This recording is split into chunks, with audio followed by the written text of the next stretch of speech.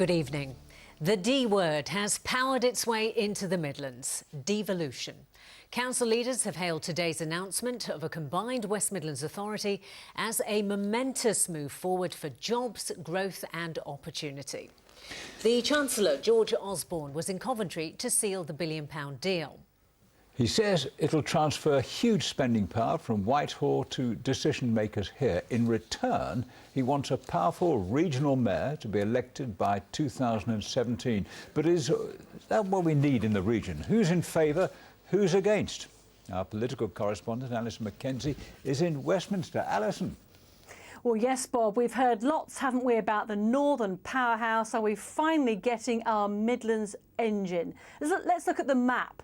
These are the 7 metropolitan authorities who aren't going to be replaced, but they're combining together a West Midlands combined authority with this new initiative. It'll give them power over transport, science, engineering, business centres, Curzon Street, HS2, all of this happening. The price, says George Osborne, he wants an elected mayor. And let's face it, the big successful city areas of the world have elected mayors. There's an elected mayor in London, there's an elected mayor in Paris, there's an elected mayor in New York and the like. And what we're doing today is saying, let's create a combined authority, let's give it powers that are currently exercised in London, and let's put someone in charge, elected by local people, accountable to local people, who can both take the credit if things go well, but also carry the can if things don't.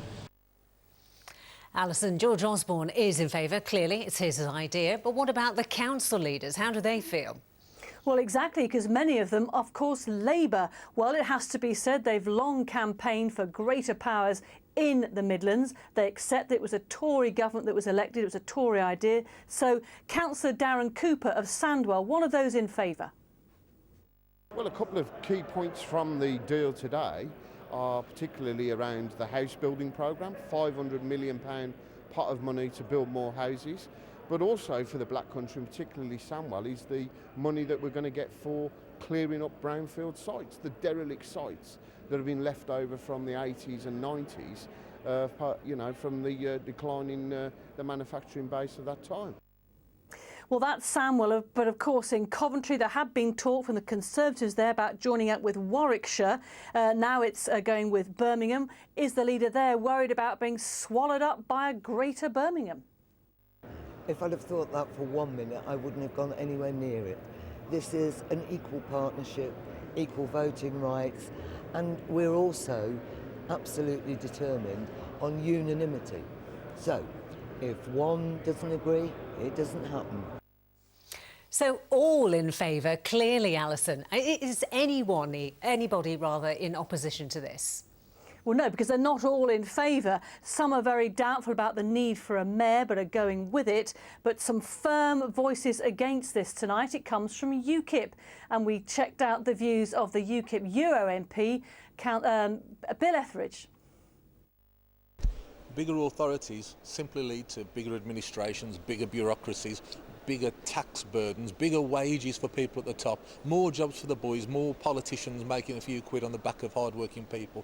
This is not going to do us any good. If we want to bid for things, we can do this already. If we want to do combined bids for things, we can do this already. That's all a con. The truth is that we are having our local democracy taken away from us in a once-in-a-lifetime way. We can't get it back. We must stand and fight now. Not so easy to fight for it there when all of the councils have gone in favour of this. It's not all laid out. We'll find out more about the money that's actually going to be available by the Chancellor in the autumn statement at the end of this month. We look forward to that. Alison, thank you very much. Well, after his visit